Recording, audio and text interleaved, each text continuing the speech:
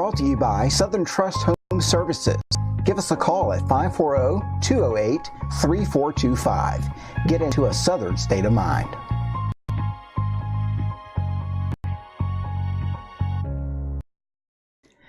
Hey there, meteorologist Jamey Singleton, and I hope that you are ready for some exciting weather. And unfortunately, if you have plans along the Outer Banks tomorrow, up and down the coast, it's going to be very, very stormy.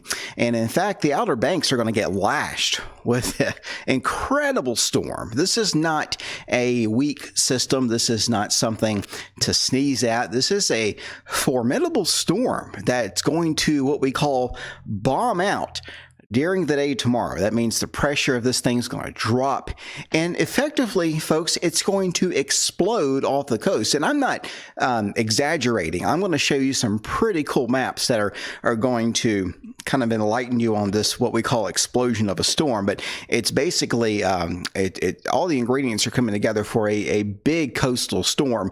I don't know if it's going to hug the coast all the way. It probably will venture out to sea a little bit past Cape Hatteras. But I tell you what, this is something to be taken very seriously, and it's something that may actually coat the ground white as far south as the upstate of South Carolina. Charlotte, looking at maybe a coating of snow. Winston-Salem, Greensboro. So I don't really have anything, formally prepared, but I wanted to give you guys an idea of the meteorology that's going on here, because this is, if you are a meteorology student, if you are a hobbyist of weather, if you are brushing up on your forecasting skills, hone in on this system, because it's going to challenge every forecaster that you see out there over the next 12 to 24 hours, in that it will be a matter of a cold rain or a wet snow, heavy wet snow possibly in some areas, and it will also be a system to watch along the coast to see if we can generate hurricane force winds and high surf and coastal flooding off the coast. We'll watch this thing deepen and occlude. Now, I'll show you the radar map right now. That's what I've got up here. By the way, this is sponsored by our friends at Southern Trust Home Services, 208-3425. Give them a call. Tell them you saw their sponsorship here on the Jamey Singleton page and that you appreciate that.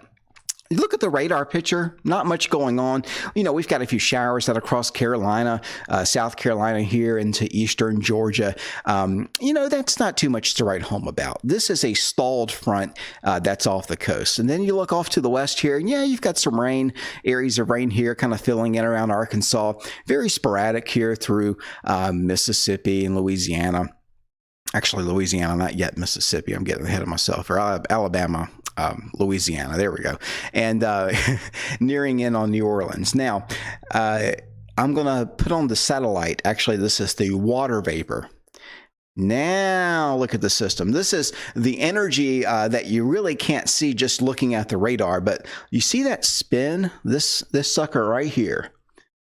This is the match that we're going to drop into the fuel that is the Gulf Stream, that is the Atlantic Ocean. And then we're going to watch this storm just bomb out over the coast. So this thing already has a lot of spin with it. Hey, you can see that, right? From Little Rock and the Shreveport, you got some banding there around Jackson. This is going to continue to move east. It's going to pull up and combine forces with this leftover energy here along this front. And there's a basic principle of meteorology. I'm going to overlay the jet stream contours here. The basic principle is, if you've got temperature gradients, if you've got a high, level of baroclinicity, which is temperature gradient, and you move a dip in the jet stream along it, you're going to develop a storm. And so here's the dip.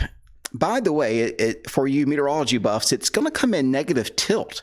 So it's coming in at an angle that's going to promote lift and promote a lot of weather going on.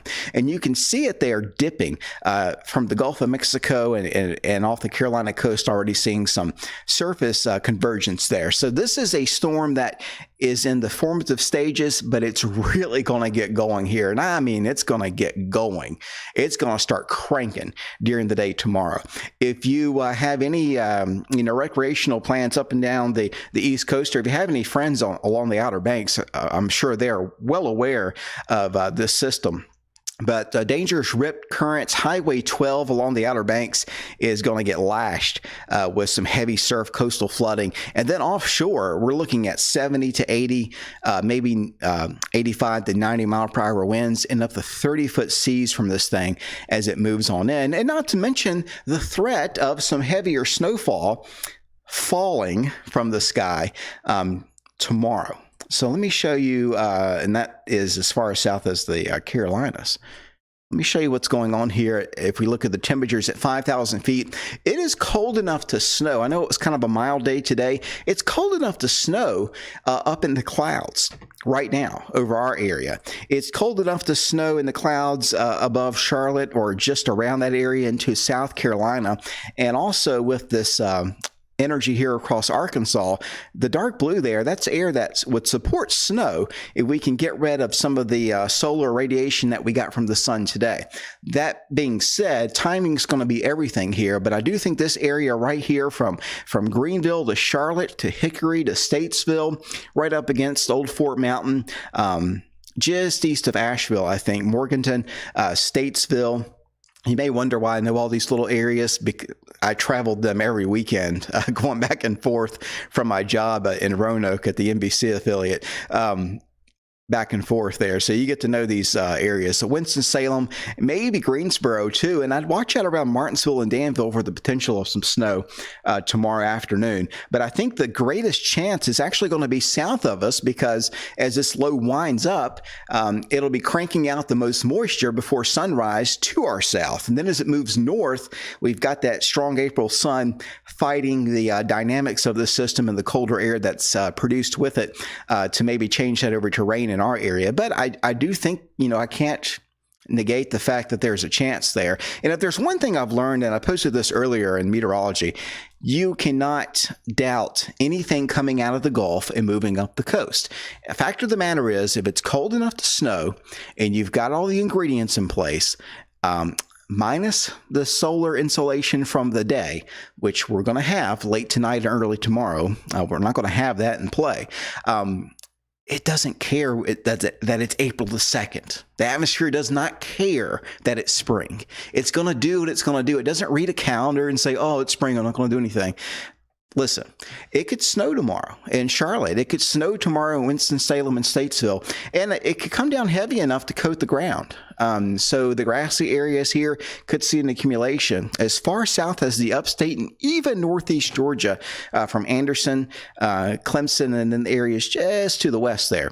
Let me show you the model. This is looking at 4 a.m. in the morning, and everything's pretty much rain here.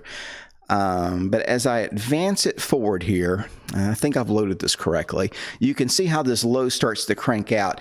And I don't want to downplay the viewpoint here. I don't want to downplay the threat of severe weather across eastern South Carolina in areas right along the periphery of the system, right in the center, because there's going to be a lot of wind shear and probably some instability, enough for some severe weather.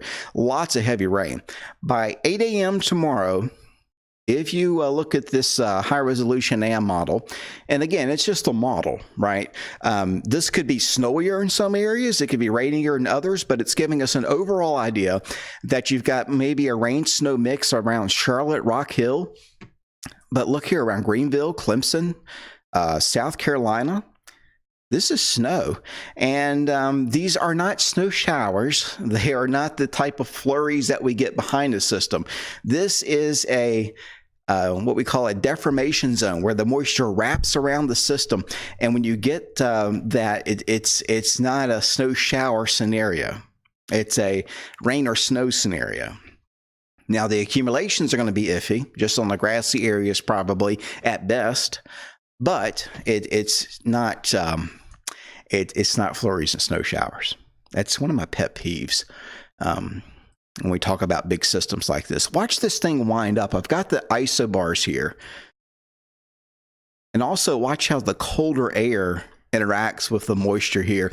Some of this will be generated just by the lift. Some of this will be generated by the fact the colder air is in place, and a lot of it's going to be the timing. This is 10 o'clock in the morning.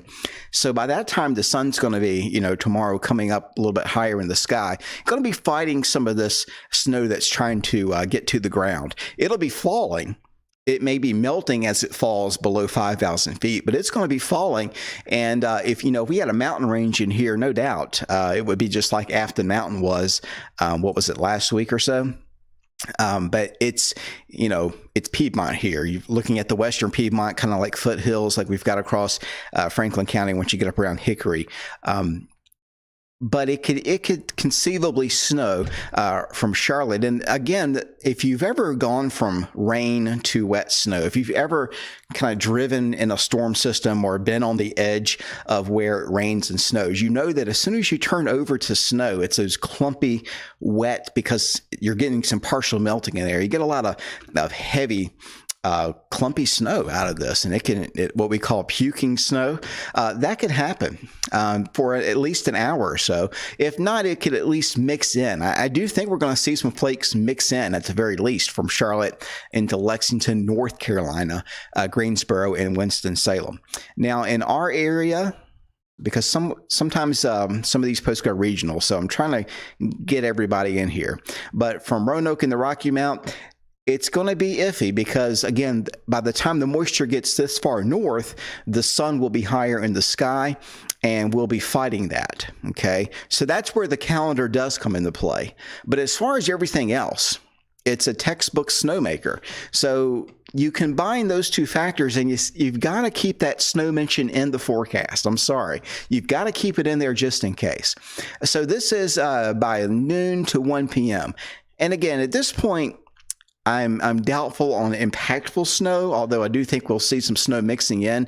And again, it could fall if this is an hour, 2 or 3 hours ahead of schedule, and we go ahead and we set the moisture in. We could see more significant snow breaking out across North Carolina. But look at the western Piedmont here from Lexington, Louisville, King, North Carolina, Mount Airy, Martinsville, Henry County, and the Franklin County, and maybe even Roanoke, and especially along the parkway here in the higher elevations. It may start snowing pretty heavily around the peaks of Otter tomorrow by around lunchtime to 1 p.m. Lower elevations, again, you've got more of that solar insulation. You've got elevation impacts, but you've also got the storm that'll be bringing in cold air. So it's going to be interesting because this is, you can see the splotches here. That's the model telling us that it's just a really tough call. And I don't need a model to tell me that.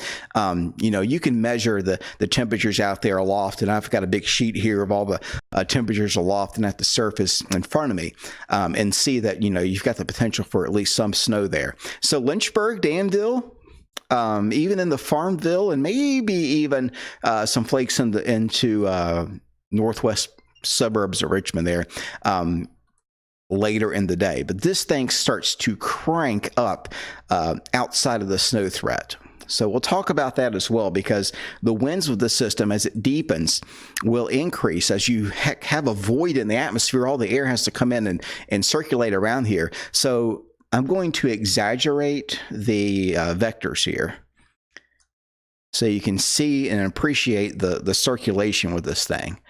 But look at the oranges there are hurricane force winds.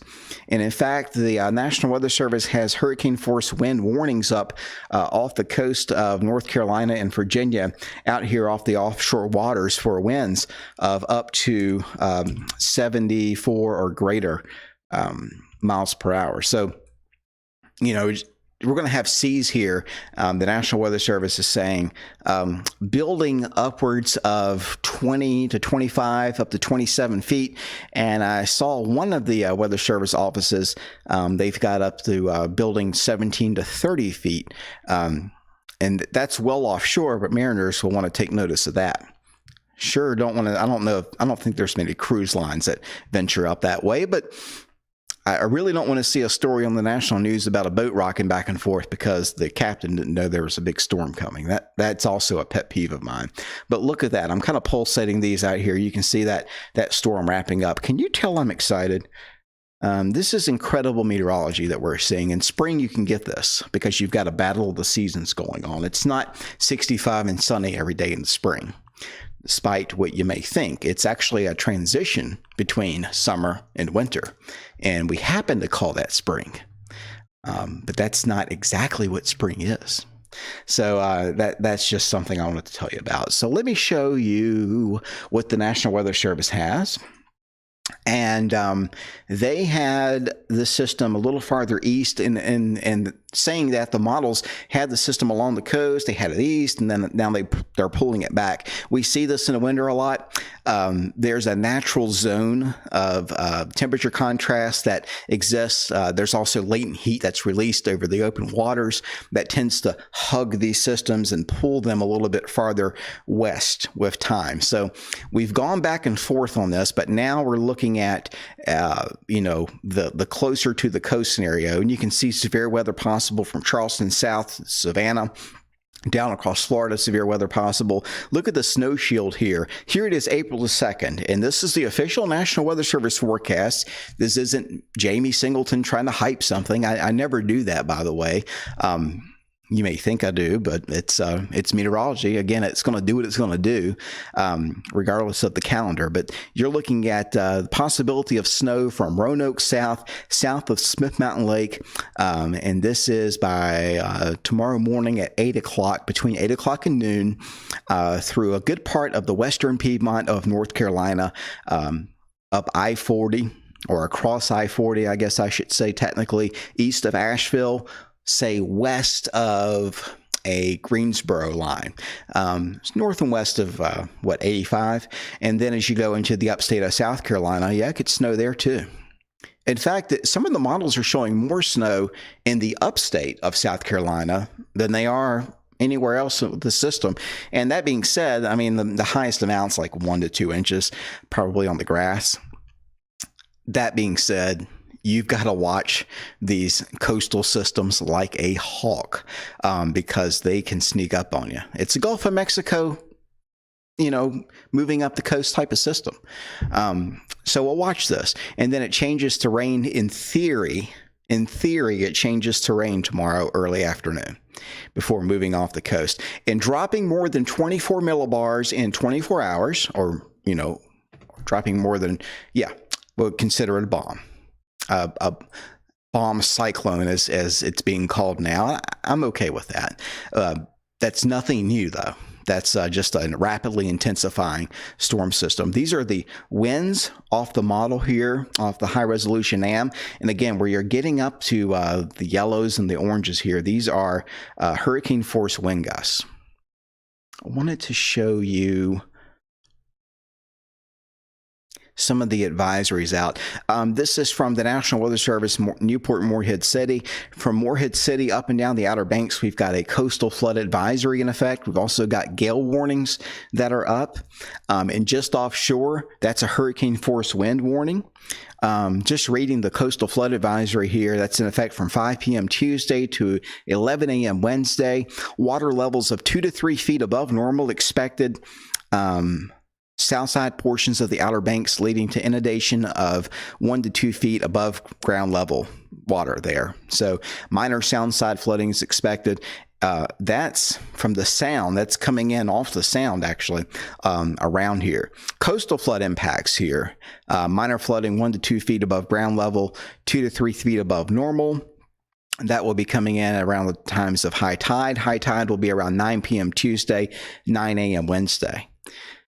And you can, consult your local weather service offices there for more information. But this thing is going to crank. And I wanted to show you Alicia, let's see, make sure I got her name right here. Alicia Bentley has some really cool maps that she has created at Albany. And this is kind of complicated, but I've got to show it. This is the jet stream here in blue. So you can see we've got one branch there coming out of Arkansas. This is a branch here, the southern subtropical branch coming out of the Gulf of Mexico. They merge. Where you've got these black arrows, pay attention to that, because that's where the air vents opposite of what it's supposed to do. We call that irrational wind.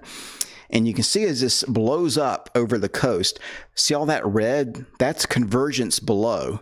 Convergence below, expansion aloft. It's an engine, and it is going to be one doozy of a system.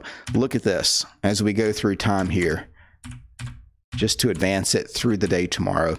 Explosive development off the Outer Banks of North Carolina. Severe weather in the Outer Banks.